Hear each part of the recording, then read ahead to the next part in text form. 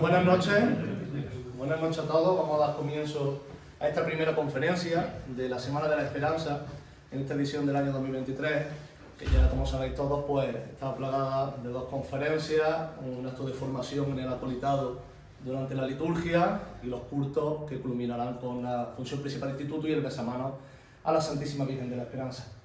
Hoy tenemos pues el gusto de tener con nosotros al historiador del arte Tomás de Jesús Porras, quien nos va a hablar de una devoción muy importante, no solo en el barrio de Santa María, sino yo creo que en Andújar entera, que es el crucifijo del Santísimo Cristo de la Providencia. Esa imagen que tanto representa nuestro barrio, en la calle Lóndiga, y que nuestra Hermandad de la Esperanza supo acoger como su sagrado titular debido a la devoción que despertaba entre la ciudad de Andújar. El año pasado ya tuvo Tomás de Jesús con nosotros y nos habló sobre la devoción de la Santísima Virgen de la Esperanza y todo lo que mueve esta iconografía también de la Virgen, y nos quedó pues un sabor de boca grandísimo. Conocimos bastante más profundo lo que es la devoción a nuestra titular, a nuestra vocación de la esperanza, y hoy pues nos vamos a meter de lleno en lo que es nuestra imagen crucificada, el Santísimo Cristo de la Providencia, y pues nos va a abrir el conocimiento, como ya lo hiciste con la Virgen de la Esperanza en esta tarde-noche. Así que, Tomás de Jesús, muchísimas gracias por acompañarnos y por abrir este ciclo de conferencia. A vosotros. La luz, se ve bien, ¿no? Y se le escucha bien y demás. Bueno, antes de empezar la conferencia no queda más que dar las gracias por segundo año consecutivo a la Cofradía de Nuestra Señora de la Esperanza, del Santísimo Cristo de la Providencia y de Jesús Caído, por contar conmigo otra vez pues, para arrojar un poquito de luz, hablar un poquito sobre las diferentes iconografías que sus titulares tienen. Yo, dentro de que soy historiador del arte, mi campo de estudio se puede decir que es el arte sacro, y dentro del arte sacro también la iconografía y su desarrollo a lo largo del tiempo, ¿de acuerdo? Bueno, la conferencia, como veis, se llama El Santo Crucifijo de la Providencia, Iconografía y Análisis Histórico-Artístico. La he dividido en estos 4 bloques, ¿vale?, que será más o menos de lo que hablaremos. El primero, la providencia como concepto iconográfico. El segundo, que será el Cristo de la Providencia de Andújar o en Andújar. La iconografía del crucificado, y luego haremos una pequeña variante dentro de la iconografía hablando de la estética propia del Cristo crucificado. La providencia como concepto iconográfico es bastante complejo, entonces para empezar nos deberíamos trasladar a la etimología y también trasladarnos a lo que nos dice el diccionario sobre lo que es la providencia, ¿no? Disposición anticipada o prevención que mira o conduce a un logro o un fin, que podría radicarnos más en todo ese origen profano de la providencia, ¿no? Cuidado que Dios tiene de la creación y de sus criaturas, es decir, cómo Dios cuida de todo lo creado por Él. Y luego el tercero, y quizás más importante, que sería el propio sinónimo de Dios, es decir, Dios y la providencia es lo mismo. Cuando se hace muchas veces alusión a la providencia, se está haciendo referencia al propio Dios, ¿de acuerdo? Nosotros, bueno, en mi caso como historiador del arte, nos tenemos que remontar a la iconología, en este caso a este texto de Cesare Ripa, de un artista y tratadista italiano, que lo que hace es coger todos esos conceptos que muchas veces estaban dispersos, que no tienen una representación muy clara y que venían trasladándose desde la época clásica, desde Grecia y de Roma. Y lo que hace es condensarlo y darle nuevas formas en este texto, que es fundamental, primero para los artistas y luego para los historiadores del arte. En este texto, si os fijáis, nos representa a la providencia de esta manera, como una mujer que acaricia a un borrego en su regazo, al que le añade la frase «los mansos heredarán la tierra». Además, un texto bastante bonito porque va incluyendo toda esa iconografía anterior que él había estudiado y añade los nuevos conceptos que va añadiendo a la iconografía y la iconología. Del tema no sacro, vamos a decirlo así, tendríamos estas alegorías de la providencia que, si os fijáis, se parecen un poquito a la caridad. La caridad se suele representar como una matrona con niños. En este caso lo que se le añade es ese cuerno de la abundancia que veis en la parte lateral, que los niños van cogiendo pues todo lo que ese cuerno ofrece. Además, una imagen que siempre aparece tocada con un leve halo, que no sé si lo veis arriba de la cabeza, haciendo alusión a la providencia de Dios, a la presencia de la divinidad o de la deidad. ¿De acuerdo? Quizás la mayor representación de este concepto iconográfico sea esto que veis aquí, que es el techo que pinta Pietro da Cortona, ¿vale? Para el Palazzo Barberini de Roma, ¿vale? Cuando Maffeo Barberini, que ese era su nombre, ¿vale? No tiene nada que ver con su aspecto físico, Maffeo Barberini asciende al mayor honor que se podía tener, que era ser papa de la Iglesia de Roma, pasando a ser conocido como Urbano VIII, le encarga al que era su artista protegido, Pietro da Cortona, que pinte para la sala en la que él recibía todas las visitas que venían a su casa esa alegoría de la divina providencia referente a la familia Barberini, ¿de acuerdo?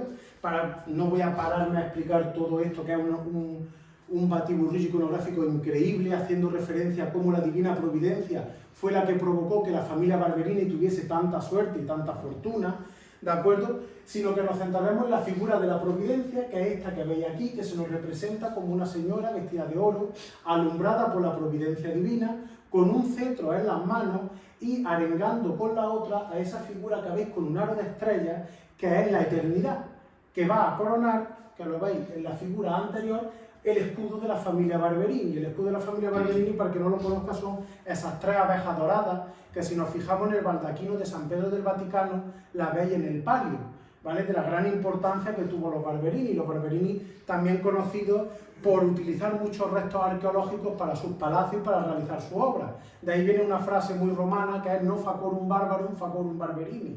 Lo que no hicieron los bárbaros, lo acabaron haciendo los Barberini. ¿De acuerdo? Además, como decía, una cosa hipercompleja esta iconografía donde aparece Cronos, el tiempo, las parcas que cortan el hilo de la vida, arriba las virtudes teologales sujetando el escudo de la familia, pero lo que nos centra a nosotros, que es la providencia, sería esta imagen de aquí. Otra forma de representar a la providencia, también viene de época antigua, sería esta, como una mujer que sujeta en su mano un orbe rodeado de las constelaciones, que son esas líneas que veis, y con un libro en la mano. Esta quizás sea la que más gustó dentro de la iglesia. Si la podéis ver aquí, por ejemplo, la iglesia de San Hilario de Lugo, en Italia, en la que podéis ver esa imagen con el libro, la Biblia y la bola del mundo, ¿vale? Ahora ya vamos a pasar a centrarnos, ya sabéis que me gusta mucho irme a lo abstracto, ahora vengo a lo concreto y después nos vamos a ir a lo general. Hablaríamos del Cristo de la Providencia en Andújar. Como todos sabéis, la leyenda más o menos nos sitúa la aparición o el hecho legendario del Cristo de la Providencia en época de Enrique IV de Castilla, que pasó a la historia como el impotente, y su enfrentamiento que tuvo con Pedro Girón de Acuña Pacheco, que era maestre de la Orden de Calatrava.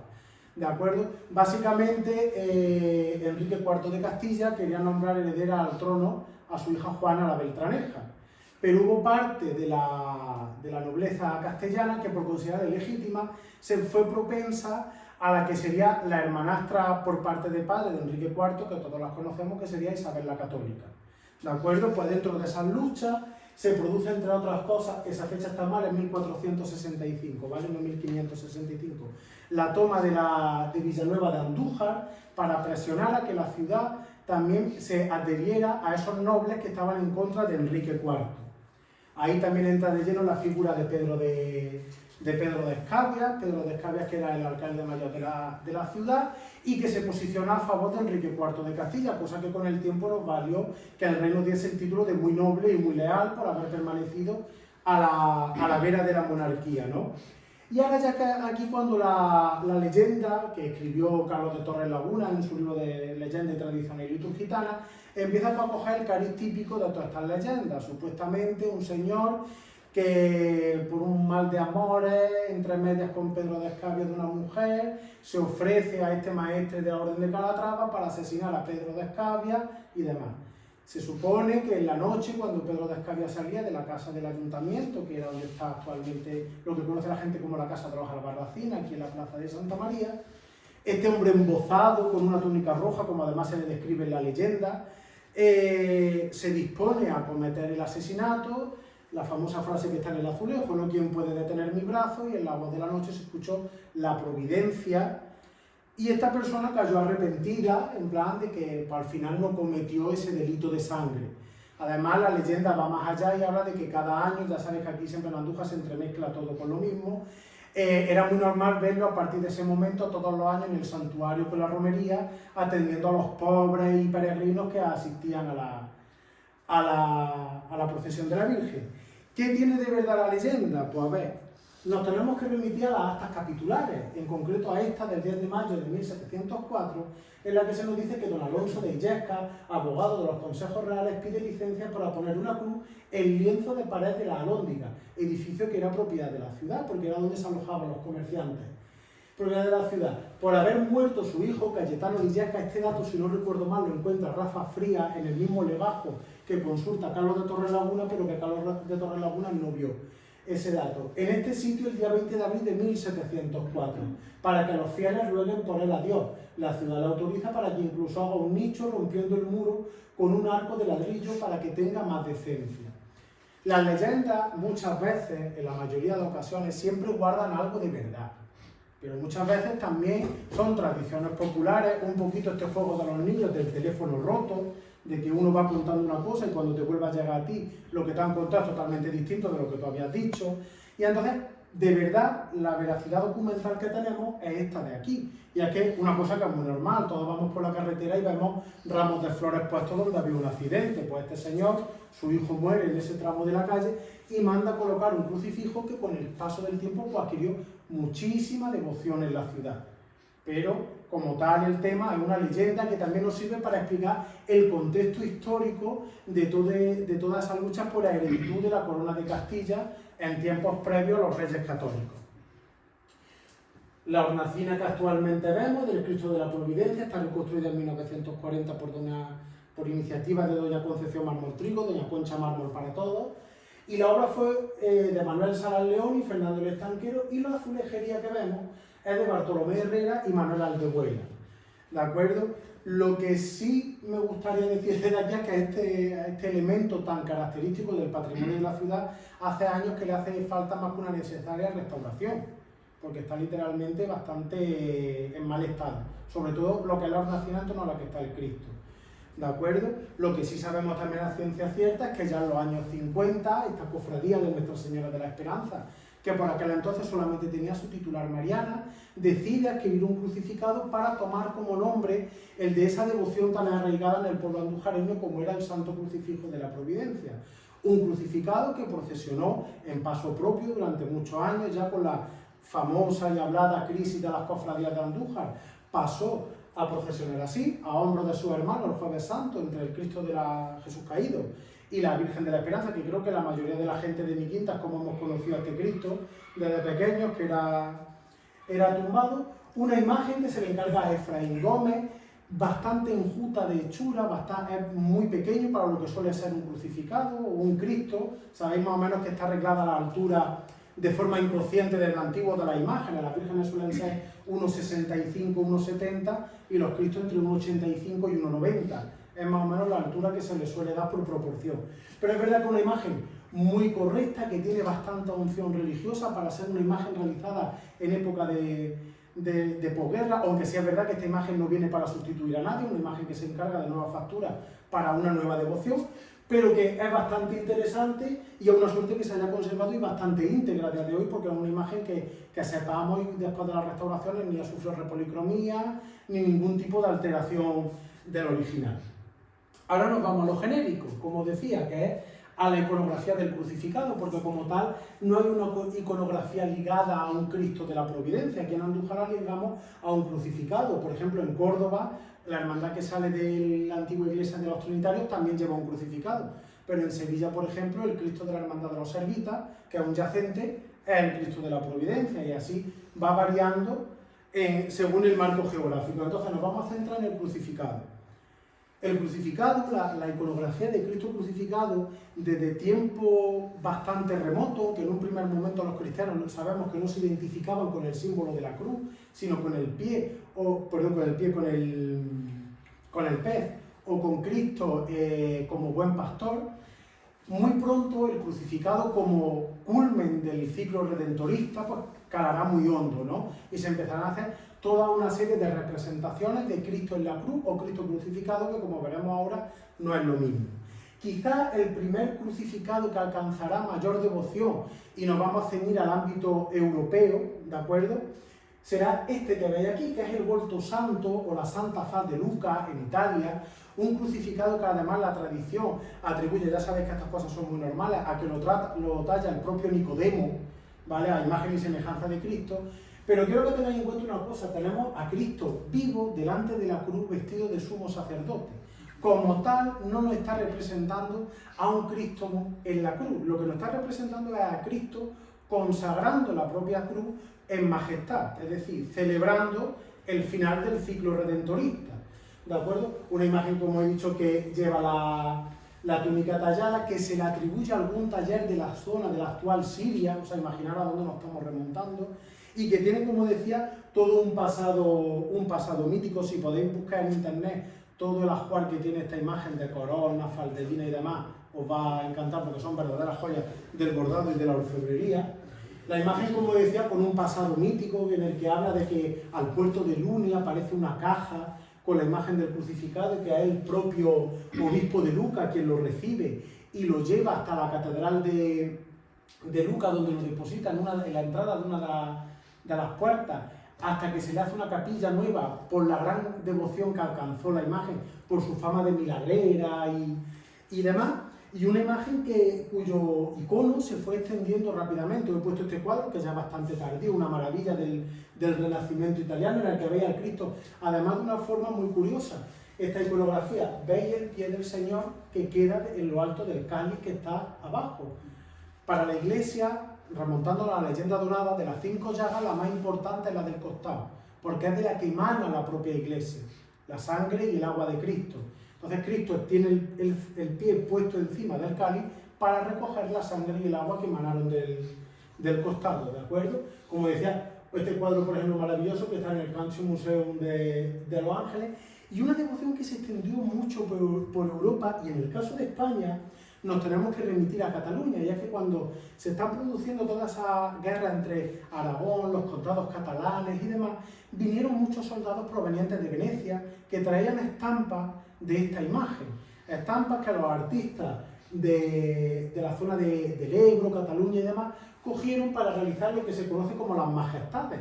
Nuevamente, no nos están representando como tal a Cristo crucificado, sino a Cristo en majestad delante de la cruz. Por eso está vivo, con los ojos abiertos y va vestido, ¿de acuerdo? Sois con estas túnicas tan maravillosas que veis con ángeles, con águilas y demás. Y se empieza a representar una iconografía que durante el gótico se repetirá bastante, que es, si os fijáis en los extremos, tiene a San Juan y a la Virgen. Arriba, el sol y la luna, la relación que ha tenido históricamente el sol y la luna con las religiones, y abajo, de forma muy curiosa, aparece el propio Cristo levantando el sepulcro para resucitar. Está contando un poquito, a grosso modo, el ciclo redentorista. Esta imagen, fijaros que a nosotros, por nuestra forma de entender el crucificado, se nos hace extraña y demás, pero muy cerquita tenemos representaciones de este tipo de imágenes. En Pinos del Valle, en Granada, el Santísimo Cristo del Zapato, que se le llama así por una leyenda, a grosso modo porque el Cristo le da el zapato a un pobre para que pueda comer y demás, y por eso va descalzo de un pie. Se tiene este icono desde el siglo XVII, se sabe que traído por un cura al que se le añaden los santos propios de las epidemias, que serían San Roque y San Sebastián, ¿de acuerdo? Un Cristo que, por ejemplo, Navas Parejo hace esta copia para Durcal, que se da culto en Durcal, que si os fijáis es en 3 dimensiones, el propio cuadro que hemos visto, o el maravilloso Cristo del Zapato, que se conserva en la iglesia de San Antón de Granada. Es verdad que esta devoción, esta representación de Cristo a la iglesia, sobre todo ya cuando empezaron las luchas de religión en el centro de Europa, dejó de gustarle. Entre otras cosas porque había mucha gente, entre otras cosas los luteranos se burlaban del Cristo vestido porque lo asimilaban a Santa Librada.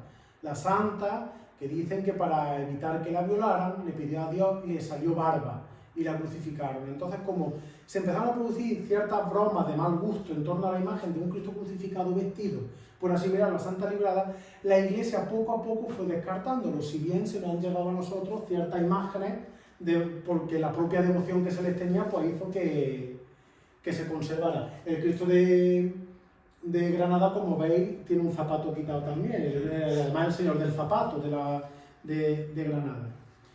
Ya a finales del siglo XII y el XIII irá cambiando poco a poco la representación de Cristo crucificado. El auge de las órdenes mendicantes, sobre todo de los franciscanos, hará que sean más propensos a la representación de un Cristo patético, es decir, Cristo mostrando el dolor en la cruz propio del padecimiento que estaba sufriendo. Además, tenéis que entender que en el siglo XII, XIII y demás, las guerras de religión, las epidemias, pues eso hacía que los fieles se identificasen más, pues bueno, con lo que estaban padeciendo, con lo que padeció el propio Cristo en la cruz. Os he traído este interesantísimo crucificado bizantino que se conserva en Venecia, que si os fijáis aquí a los extremos quitan a San Juan y lo que añaden es a la Virgen con las tres Marías. Arriba veis ya a Cristo en majestad, acompañado por los cuatro ángeles. Abajo tenéis a Cristo bajando a los infiernos y las 6 cartelas que veis es los momentos posteriores a la crucifixión, el descendimiento, el traslado, la deposición en el sepulcro y las Marías buscando a Cristo en el sepulcro ya vacío y las 2 apariciones siguientes de Cristo a los apóstoles. Como decía, estos crucificados tendrán bastante éxito, patético, además muy imbuidos por todo lo que se fue escribiendo en torno a la pasión de Cristo. Tenemos que tomar como origen la pasión en Jesucristo y de San Buenaventura, donde diserta sobre todos los padecimientos de Cristo en la cruz durante la pasión, pero también tenemos que hablar de los místicos alemanes que tendrán mucha influencia en Europa en ese momento. Desde el primero, Edgar de Ochente, los nombres no son fáciles, ¿vale? Que empezará ya a disertar sobre todo este tema de la pasión de Cristo, de cómo se veía Cristo, muchos por las visiones místicas que tenía. El que se le considera el creador de la escuela mística alemana, que será Johannes Tauler, con sus meditaciones sobre la pasión del Señor, y otro discípulo de Hoche, que sería Heinrich Sausse, Enrique Susson, para que lo entendamos, porque este sí tuvo traducción, porque sus textos no se llegaron a considerar heréticos por la Iglesia Católica, con su libro de la Eterna Sabiduría. En esas visiones místicas, las que nos describen muy bien, tenemos que tener en cuenta el momento, ¿no?, cómo fue la pasión de Cristo. Quien recogerá toda esa sabiduría y la llevará a su máximo exponente será Santa Brígida de Suecia, con sus revelaciones, ¿de acuerdo?, en las que escribe de una forma, y permítanme la expresión, casi escatológica, la visión de Cristo en la cruz, ¿de acuerdo? De hecho, os he puesto aquí un pequeño texto: acercándose ya la hora de la muerte, dice más adelante, rompiésele el corazón con la violencia de los dolores. Todos sus miembros temblaban, la cabeza, alzándose un poco, se tornaba a caer, la boca estaba abierta, la lengua bañada de sangre, sus manos se encogieron en donde había sido clavada y los pies sustentaban más el peso de su cuerpo. Sus dedos y brazos se extendían en cierto modo y la espalda hacían gran fuerza en la cruz. Es decir, de una forma muy gráfica, ¿no?, describía todo eso. Y estos textos serán los que la propia Iglesia y los propios artistas vayan cogiendo para representar a Cristo crucificado, también para que los fieles cada vez asimilen más su padecimiento al del propio Dios. Os he puesto aquí este ejemplo muy curioso y muy conocido, que es el Cristo de Burgos, la gran devoción podemos decir, del centro norte de nuestro país, el Cristo de Burgos. Una imagen muy curiosa, se sabe que está recubierta de piel, lleva uñas postizas naturales, pelo y barba naturales, y además una imagen que por dentro llevaba calabazas que se llenaban de vino para que el Jueves Santo, cuando se hacía el triduo pascual, en el momento de consagrar, la imagen manaba desde el propio costado el vino con el que se consagraba ese día la misa. ¿De acuerdo? Una imagen que hacía muy que el fiel se asimilara, pues, a todo eso de la pasión. Además, imágenes que, como veis, van abandonando casi esa forma abstracta de representar a Cristo en el arte bizantino, y cada vez se van haciendo, valga la expresión, más patéticas, más dolientes, y van mostrando cada vez más esas penas que pasó Cristo en la cruz, ¿no? Tenemos también este caso del Cristo de las Gotas, me hace gracia el nombre, Capilla de la Virgen de la Buena Mañana, también en Burgos, que podéis ver un Cristo entero plagado de llagas en la cruz. Y luego, acercándonos a Andalucía, aquí tenemos que hablar también de otras influencias que fueron llegando poco a poco. En la parte de la Baja Andalucía, desde Córdoba a Sevilla, los dos grandes reinos que tenía esa parte de Andalucía, el antiguo reino de Córdoba y el de Sevilla, habrá mucha influencia de artistas francos y alemanes que venían a trabajar, pues, básicamente al calor de las obras de las catedrales, como ahora veremos, tanto a la Catedral de Sevilla como a la reforma que se le hace a la antigua mezquita Aljama de Córdoba. Como podéis ver, en este momento también lo que se tiende es a deformar la propia imagen para acentuar el dolor. De ahí que veis esa forma tan poco naturalista, ¿no?, de encorvar los ojos hacia los lados, siempre para acentuar ese dolor, como veremos en época barroca que sí conservan a las vírgenes, esa forma de mostrar los ojos estrábicos para acentuar el dolor y demás, pero sí conservan atavismos de todavía esa escultura gótica, ¿no?, en esas bocas que todavía no se abren demasiado, y Cristo que sigue mostrando esa rigidez en la cruz. Os he puesto como ejemplo el Cristo de la Salud de Écija, el Cristo de San Felipe de Carmona, el Cristo de Confalón, también de Écija, y el crucificado de las Penas de Córdoba. En nuestro ámbito geográfico, es decir, en la Alta Andalucía, hablando de los antiguos reinos de Jaén y del antiguo reino de Granada, podremos hablar también de la influencia de los artistas italianos, artistas que primeramente se sitúan en la zona de Valencia, en Murcia y demás, y que posteriormente, como he dicho antes en la otra diapositiva, al calor de las obras de la Catedral de Jaén y de la Catedral de Granada, que no se nos puede olvidar, el gran centro para la cristiandad que pretendió Carlos V, que fuese Granada, o sea, él llegó a pretender que tuviese hasta su propio patriarca.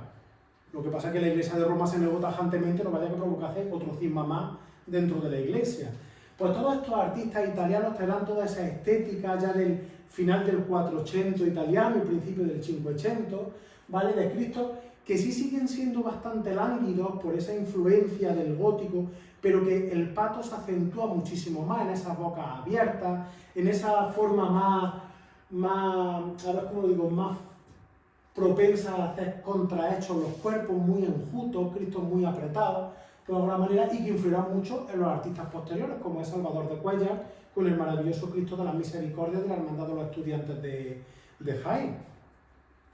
Luego ya tendremos con la llegada del barroco pues los grandes crucificados que se fueron realizando en todo el ámbito andaluz. Aquí no vamos a señalar el ámbito andaluz, no he querido tampoco extenderme demasiado, porque si es por hablar de Cristo crucificado podemos estar aquí, me hace falta a mí la Semana de la Esperanza entera. Entonces, os pongo este primero de Pablo de Rojas, que se conserva en las Carmelitas de la antigua observancia de Granada, ¿de acuerdo? Ya podéis ir viendo que son Cristos más corpulentos. Cristos además que empiezan a mostrar de una forma más evidente la musculatura, que además quedará muy reglada, la forma de representar la musculatura del crucificado quedará muy reglada desde un primer momento. Entonces tenemos, os he puesto este de Pablo de Rojas porque Pablo de Rojas es uno de los maestros de Martínez Montañés, que es el que tenéis al otro extremo, y luego he puesto en medio los que quizás se diferencian un poquito más, que son los de Pedro de Mena, que como veis, pero no son Cristos que no dejan de tener toda esa carga corpórea, porque a pesar de ser muy delicados en aspecto, son Cristos bastante grandes, de cierta... y que en los que el paño de pureza, si os fijáis, suele ser bastante pequeño. La escuela granadina, cuando ya se va desarrollando en el barroco, sigue permaneciendo esa cosa tan del gótico y del renacimiento de paños de pureza muy pequeñitos, en contraposición de otras escuelas, como podrá ser la sevillana, que irá cada vez aumentando los paños de pureza, dándole una gran importancia a lo que ello conlleva. Pues he querido poner el que es el gran crucificado para muchos historiadores del arte, el gran crucificado español, que sería el Cristo de la Misericordia, de la Hermandad del Silencio de Granada, una verdadera joya de José de Mora, en la que podemos ver cómo el artista aquí vuelca toda la sapienza sobre la muerte, ¿no? Podéis ver esa boca que está todavía abierta de haber salado un último aliento, cómo los ojos se hunden en las cuencas del cráneo, todo el padecimiento, a pesar de ser un Cristo muy limpio, te deja siempre muy claro todas las llagas, todo el padecimiento que ha sufrido la imagen del Señor. También tenéis que tener en cuenta una cosa: antiguamente en la sociedad tan estamental y demás, los gremios estaban muy bien diferenciados, el escultor no policromaba las imágenes. Quiero decir, sabemos que el Cristo de los Cálices de la Catedral de Sevilla, que encarga el Acediano Vázquez de Leca, estaba policromado por Francisco Pacheco, que tampoco es moco de pavo. Aunque Francisco Pacheco también cuando pintaba alguna cosa que no se ve por la parte, pero bueno, porque sea antiguo todo no tiene que ser bueno, ¿sabes? Y os he querido traer también este crucificado de un artista que ha pasado bastante desapercibido para la historia, que es José de Arce. Este es el crucificado de la Cartuja de Jerez. Y José de Arce, un artista que, para que hagáis una idea, viene desde Amberes, que había conocido a Rubens en su taller, va a Roma y conoce a Bernini, y trae este tipo de crucificado que influyó también mucho en Juan de Mesa y en Martínez Montañés, que si os fijáis son crucificados y que se me permita la expresión un poquito más rollizos, que transmiten como esa amplitud de la carne, por decirlo de alguna manera, y crucificados que para ser madera transmite la sensación de estar tallado en mármol, ¿de acuerdo? Por la forma tan despejada de tallar, no busca tanto el marcar la veta como el sí marcar la forma, que son conceptos distintos, y crucificados que también son bastante limpios en su iconografía final. Y ya por último, pues podemos hablar de los grandes crucificados. He cortado en el barroco, ¿vale? Más o menos en el final del barroco, en el que podemos poner, pues evidentemente, a Juan de Mesa con el Cristo de la Conversión del Buen Ladrón de la Hermandad de Montserrat de Sevilla. Aparte, por esa cosa tan barroca que no es tanto el recargamiento, sino también la actitud. Es decir, Cristo hablante, dialogante con el buen ladrón. Un Cristo que interpela al fiel constantemente. No es esa cosa del gótico que permanecen más absortos, ¿no?, en su propio dolor, sino que son Cristos vivos y a pesar de estar muertos, muchos están vivos. Es decir, transmiten esa misericordia que quieren al fiel. Como siempre se ha dicho en la historia del arte, ¿no?, el último suspiro del gran barroco, que será el Cristo de la Expiración, el Cachorro de Sevilla, con el que se cierra el ciclo de los grandes crucificados barrocos, ¿no?, tal y como los conocemos, de Francisco Antonio Ruiz Gijón, en el que sí podemos ver ese ya deleite del rococó, en el que ya el paño, si os fijáis, se reduce a lo mínimo, pero con una gran amplitud de pliegues. No es tanto el volumen como el pliegue, ¿vale?, ya anticipando lo que iba a venir después.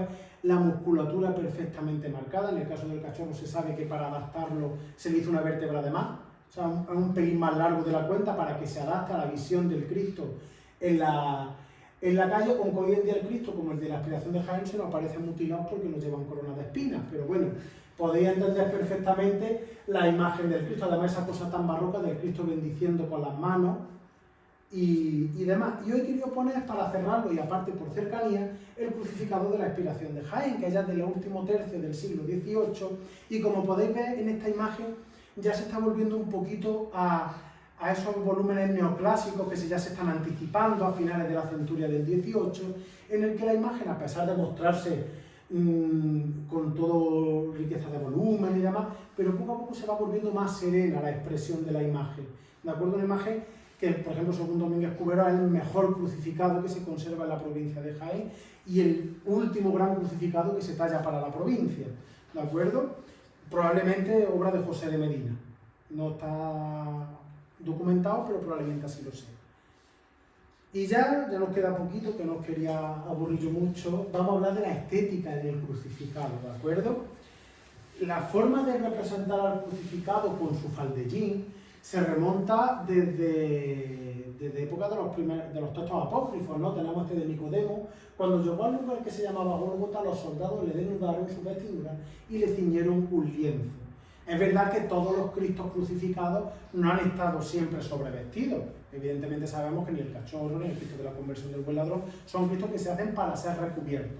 Si es verdad que a otros, bien por la propia estética que no cuadraba ya en el barroco, se le fue poniendo el faldellín, el tonelete o el perizoma, como también se le conoce en algunos ámbitos, ¿vale?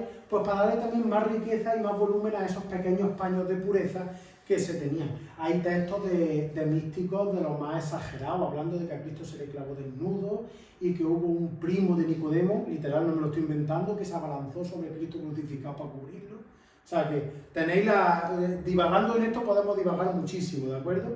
En el caso de Andújar tenemos el caso del Cristo de las Batallas, ¿vale?, que se encontraba en la iglesia de Santa Marina, una imagen que tuvo, bueno, bastante devoción en la ciudad. No era una de las grandes devociones de Andújar, pero sí tuvo bastante devoción, de la que no ha llegado este dibujo, ¿vale?, en el que se nos representa pues con ese tonelete. Y luego tenemos esta fotografía que se conserva en el archivo de la fototeca de la Universidad de Sevilla, que cuando vienen a hacer fotografías aquí a la ciudad en los años 20, se hace una fotografía de este crucificado. Hay quien ha querido ver, historiadores locales, que se trata del Cristo de las Batallas, porque si os fijáis, si veis esa caja de fotografías, básicamente las fotografías se hacen de San Miguel, Santa María y Santa Marina, que hay simplemente dos fotografías, que serían esta y la del San José, que se conservaba proveniente del antiguo convento de las Carmelitas. Volvemos lo mismo, una conjetura y no tiene por qué serlo. pero ya que es una de las imágenes de un crucificado más antiguas que se han conservado de la ciudad, pues me gustaría ponerlo para que lo veáis. Un crucificado, como veis, con todo ese remanente tardogótico, muy pequeñito, muy enjuto, probablemente como el del Confalón de Écija. Los crucificados del Confalón, el Confalón hace referencia a las banderas y estandartes que se llevaban en las batallas, un confalón. Entonces el Cristo se llama así por ser parte de un estandarte, ¿de acuerdo? Es como lo veríamos. Hay otras imágenes, pues bueno, sí, la ha puesto la imagen porque sabía que venía. Como tenemos el Cristo de San Agustín de Granada, ¿no? Con el tonelete, bordado por Pedro Valenciano Olivares, ¿no? En el que podemos ver cómo la imagen pues, se recubre, ¿no? con ese paño de pureza. ¿De acuerdo? También esta imagen, como bien decía, proveniente de esa tradición italiana, que tenían paños de pureza muy menudos. Se sabe también de la existencia de crucificados desnudos, hay uno de Miguel Ángel y creo que hay otro de Verrocchio, que son desnudos, probablemente para ser vistos desnudos. La historiografía hoy en día no se sitúa muy bien si se pensaron para ser sobrevestidos o como eran crucificados de pequeño tamaño, se pensaron para ser vistos desnudos, por, como decía, acentuar ese patetismo de que Cristo no tenía nada en la cruz, ni siquiera tenía ropa. Y luego también hablaremos del paño de tinieblas. Hoy quiero poner este crucificado, el de la Salud de la iglesia de San Andrés de Granada, ¿no? En la que podemos ver ese paño de tinieblas que no hace referencia al texto bíblico, ¿no? De cuando Cristo murió, que se hizo la noche, las tinieblas y demás, haciendo referencia a todo eso. Lo hay muy simples, como este que veis aquí, que es simplemente rematado con una hojilla y luego con estrellas bordadas. Lo había blancos, como este que veis aquí, que es el antiguo Cristo de la Veracruz de Jaén, el conocido como Señor del Trueno, ¿vale? Que los llevaba blancos, bordados con flores de lis. Y luego tenemos unos muchísimo más complejos, como sería este de aquí, que es el del Cristo de la Veracruz de Arcos de la Frontera, o el del Cristo de San Pedro de Marchena, al que además se le añade un dosel. ¿De acuerdo? Un Cristo, en el caso del de Marchena, que en la parte trasera una maravilla de bordado, en la que en el centro está el corazón traspasado de María, y en los alrededores cartelas con los símbolos de la crucifixión, los dados, la lanza y demás. Y en el caso tanto de este crucificado de Marchena como en el de Arcos de la Frontera, deberíamos reflexionar también sobre lo que nos está representando el propio velo. ¿De acuerdo? Veis que son esas hojas de acanto que se retuercen en torno a la imagen del Cristo, asimilándose un poco a los pecados y a la pena que atormentó a Cristo en la cruz. ¿De acuerdo? No es tanto representar las estrellas o la luna y el sol, como podemos ver en el Remedio de Ánimas de Córdoba, ni más ni menos, que lo tenemos aquí muy cerquita, o en otras imágenes. Y como decía, hoy he puesto esto aquí para la transición de los Cristos con dosel, que es este Cristo de aquí de Jaén, el de la Misericordia de Jódar, que lo que lleva no es un velo de tinieblas, sino es un dosel. Es lo que ya hablamos cuando vine con la charla del año pasado de la Virgen de la Esperanza, un cuadro que os puse, no sé si os acordáis, que el dosel, como el palio, es una dignidad, igual que el respaldo en la silla. El tener respaldo en una silla es una dignidad, no es un derecho. Entonces sacar al Cristo en un dosel es para marcar más esa santidad de la imagen, ¿no? Como estamos sacando un icono verdaderamente importante para nosotros. Y yo he traído otro ejemplo que quería que viéramos, que es el Cristo de Espera, en Cádiz, en el que ya lo que se hace es un relicario para guardar la imagen del Cristo. Aquí podéis ver perfectamente, además, lo que siempre digo yo, que es que muchas veces no hace falta tener un paso de 700 costaleros para tener una cosa muy bonita y muy digna. Mirad qué cosa más bonita, qué pequeñita y qué gusto tiene. Y lo que se le hace es esa especie de relicario de cristal para guardar la imagen del Cristo. Y ya para terminar, he querido traeros esto de aquí. Y es que a mí me gustó mucho cuando lo vi, el Cristo de la Providencia, en los cultos así dispuestos. Para mi gusto, yo hablo como historiador del arte, uno de los grandes aciertos en el mundo cofrade andujareño en los últimos años. Yo, para mí, esto es una opinión, si me queréis tomar en serio, yo os digo los que sois hermanos de la Esperanza.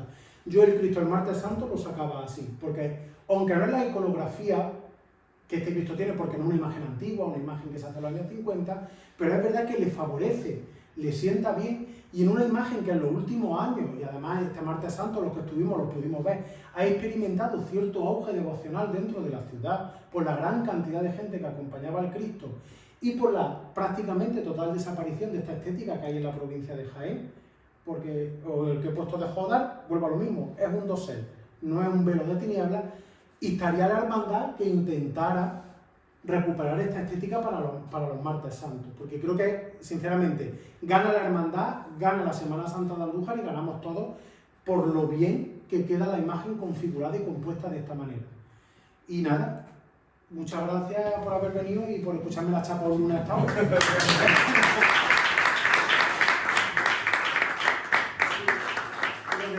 Si a alguien le ha quedado alguna duda y se la puedo resolver más o menos dentro de mis capacidades, que me lo diga. ¿Por qué la escuela granadina siempre se asocia a los crucificados, bueno, a la imaginería, con una esquina de orfebrería y nimbo? Y solo se ve en esa escuela. ¿Cómo se refleja? A ver, en Granada el cristianismo tuvo mucha importancia a raíz de la conquista del antiguo reino nazarí de Granada. La propia simbología de la cruz alcanzó mucha importancia en la ciudad. Como he dicho, el propio Carlos V, para que hagan una idea, la Catedral de Granada se pensó como panteón del emperador, por eso esa cabecera tan desmesurada circular, porque el círculo siempre se ha asimilado a la muerte, ¿no? A los enterramientos y demás.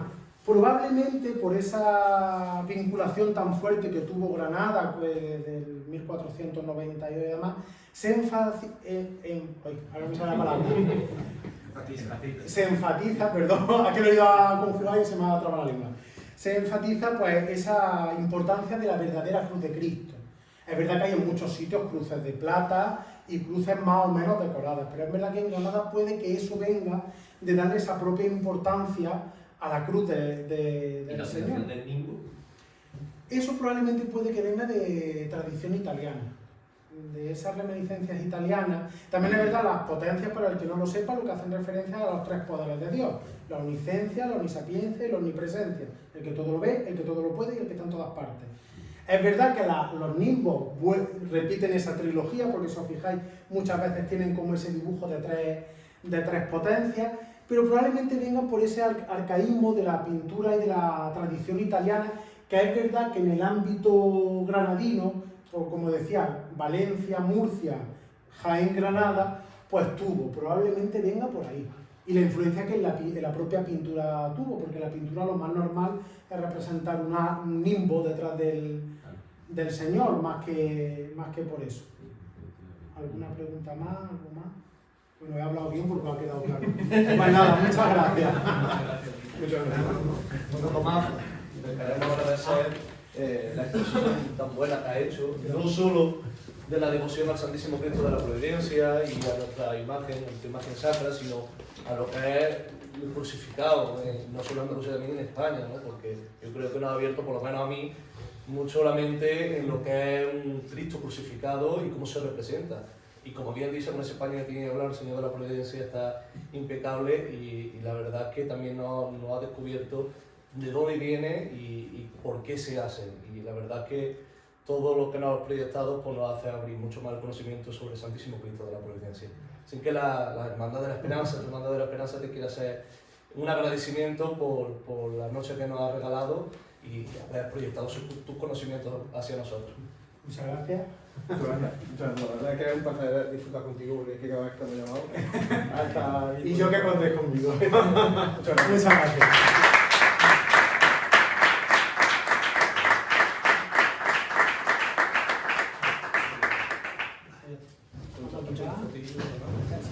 Bueno, Déjalo si quieres. no, para que se vea la portada por lo menos, que se vea más bonito que...